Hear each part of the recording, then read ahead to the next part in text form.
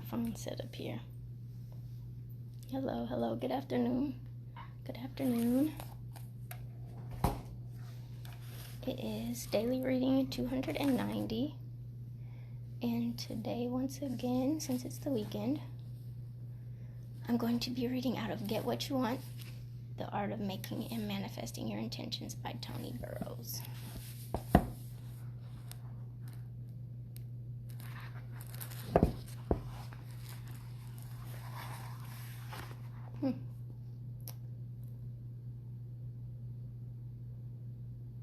This one is called Peace. Peace is just a thought away. One of the subjects that seem to monopolize much of our thoughts today is defense or personal safety.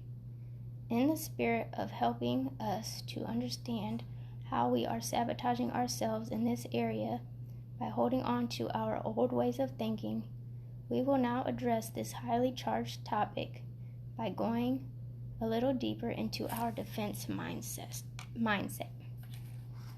When you're thinking that someone else is going to attack you, you are actually helping to create that attack. A defensive position always invites an attack. It works like this. In your mind, you're picturing someone. Perhaps it's an enemy, foot soldier, a renegade terrorist, or a drugged-out street criminal coming to get you. This is a thought, just like all other thoughts. With enough attention put on it, it will work its way toward the surface of your experience, just like the thought that you're going to go to Disneyland next month. Fortunately, we can pick any other thought we want. Thoughts that serve us and those that don't are equally available to us. If a person envisions attackers, then he will be attacked. If a person envisions Disneyland, then he'd better get his tickets ready. The question is, what kind of world do we want to live in? If we keep envisioning the same old us versus them separation scenarios as propagated by the media, then we'll never live in peace. But if we shed our victim mentality and begin to picture our world in its highest light, then things will change. Thousands of years of man killing his fellow man will come to an end and be replaced by the expression of a deep and abiding respect for one another. All it takes is a little deeper thinking. We must stop letting those with their personal agendas tell us who our enemies are. We must investigate a little further to discover who the true perpetrators of violence on this planet are. And we must reject their manipulative suggestions and begin to discern in favor of that which is for the highest good of all. For those who want to live in true freedom, not the kind of freedom offered by most present-day patriotic movements, peace needs to take the highest precedence.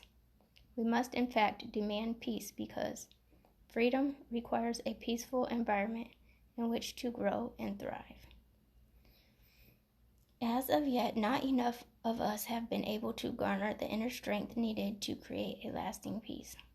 There are a few, and more are seeing the light every day.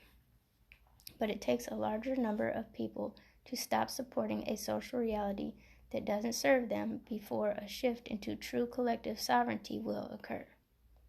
The time will come in our very near future when one more person envisions a peaceful world and, with that seemingly tiny action, the scales are tipped.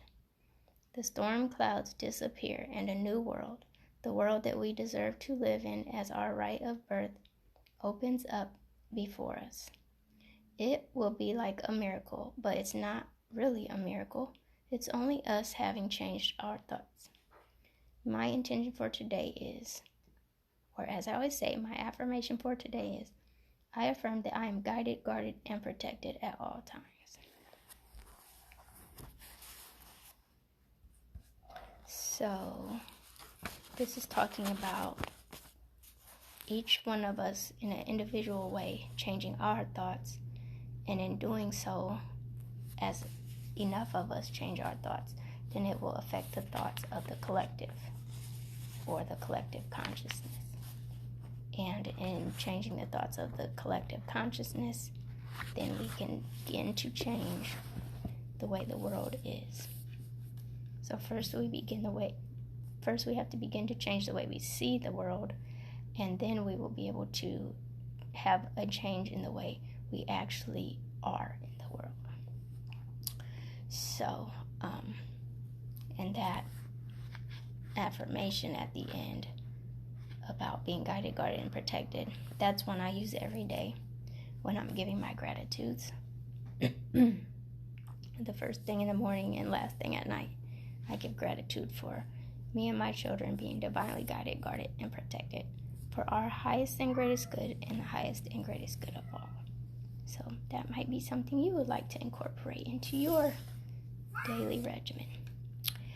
With that said, I'm sending out love, light, and healing energy. Ask that you pay it forward and pass it on. And until tomorrow, peace. Later. My phone won't finish.